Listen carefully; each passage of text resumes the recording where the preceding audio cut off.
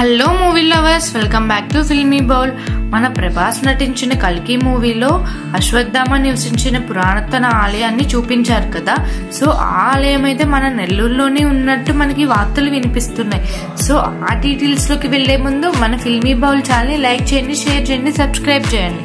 Cinema అనేది చాలా శక్తివంతమైన సాంస్కృతిక మాధ్యమం. వినోదం అందించేందుకు ఉద్దేశించిన ఈ సాధనం సమాజాన్ని అత్యంత ప్రభావితం చేస్తుంది. ఎన్నో పోరాటాలు, ఉద్యమాలకు సినిమా నాంది పలికింది. ఎన్నో దురాచారాలు, దారుణాలకు కళ్ళకు కట్టింది. వాటిని రూపుమాపడానికి కారణమైంది. భాషలు, భావాలు, భావోద్వేగాలు, సంస్కృతులు, ఆచారాలు ఇలా అన్నిటి గురించి తెలియజేసింది సినిమా. ఛాలెంజ్, స్వయం కృషి సినిమాలు చూసి కష్టపడి ఉన్నత శిఖరాలకు చేరుకున్న వారు ఉన్నారు. కర్తవ్యం చూసి ఆడపిల్లలకు మాకేం తక్కువ అని పోలీసు ఉద్యోగాలను పట్టుబట్టి సాధించారు. ప్రస్తుతం లక్షలాది మందికి ఉపాధి కల్పించే స్థాయికి చిత్ర పరిశ్రమ ఎదిగింది. పూర్తిగా వ్యాపారంగా మారిపోయిన ఇండస్ట్రీలో ప్రజలను చైతన్యపరిచేవి, ఆలోచింపజేసే సినిమాలు మాత్రమే వస్తున్నాయి. సినిమాను సరిగ్గా ఉపయోగించుకోగలిగిన ప్రతిభావంతులు ఇంకా రావాల్సి ఉందని విశ్లేషకులు అంటూ ఉంటుంటారు. మెరుగైన సమాజమే ధ్యేయంగా సినిమా పనిచేయాలన్నది పెద్దల మాట. కాగా మహానటి ఫేమ్ నాగశ్విన్ దర్శకత్వంలో వచ్చిన కల్కి మూవీ భారతీయ పురాణాలకు సైన్స్ ఫిక్షన్ మేళవించి సెల్యులాయిడ్ పై అద్భుతాన్ని ఆవిష్కరించారు నాగశ్విన్. ప్రభాస్, అమితాబ్ బచ్చన్, కమల్ హాసన్, దీపికా పదుకొనే నటనకు విజువల్ ఎఫెక్ట్స్, ఇతర సాంకేతిక హంగులు తోడు కావడంతో కల్కికి ప్రేక్షకులు బ్రహ్మరథం పడుతున్నారు. రికార్డ్ స్థాయిలో వసూలు బాక్సాఫీస్ వద్ద దుమ్ములేపుతున్నాయి. అంతేకాదు కల్కిలోని క్యారెక్టరు, కథ, విజువల్ ఎఫెక్ట్స్ ఇలా అన్నిటి నుంచి ప్రస్తుతం సోషల్ మీడియాలో చర్చ జరుగుతుంది. ఒక సినిమాకు ఈ స్థాయిలో చర్చ జరిగి చాలా రోజులవుతుంది. రకరకాల విశ్లేషణలు, అభిప్రాయాలు, విమర్శలు, ప్రశంసలు ఇలా అన్ని దారులు కల్కి వైపే. ఈ సినిమా పుణ్యమాని భారతీయుల ఇతిహాసం, మహాభారతం, అందులోని క్యారెక్టర్లపై నేటి తరం ఆసక్తి కనుబరుస్తుంది. అశ్వత్థామ శాపం, తలపై మణి, కర్ణుడు, అర్జునుడు వంటి పురాతన పాత్రల వ్యక్తిత్వాలపై పెద్దలను అడిగి తెలుసుకుంటున్నారు. మహాభారతంలోని ప్రతి పాత్ర దేనికదే విశిష్టమైనది, దేని ప్రాధాన్యం దానిదే. కొందరు విలన్లుగా కనిపిస్తే మరికొందరు హీరోలుగా కనిపిస్తారు.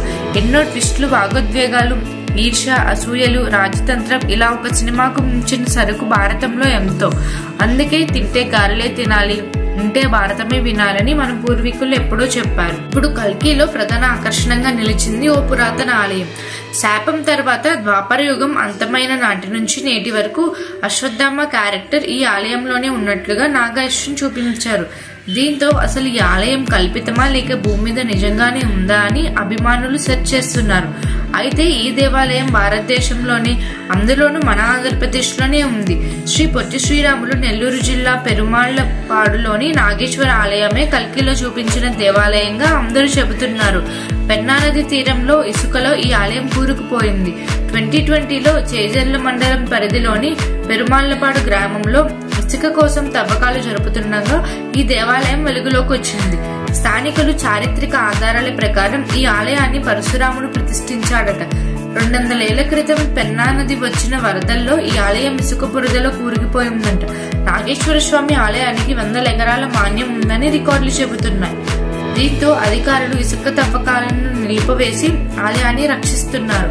కల్కి సినిమా నేపథ్యంలో చుట్టుపక్కల ప్రాంతాలు ప్రజలు, ప్రభాస్ అభిమానులు పెరుమళ్లపాడుకు పోటెత్తుతున్నారు. ఆంధ్రప్రదేశ్ లో కొత్తగా ఏర్పడిన ప్రభుత్వమైన ఈ ఆలయ పునరుద్ధరణ కార్యక్రమాలు చేపట్టాలని స్థానికులు కోరుతున్నారు.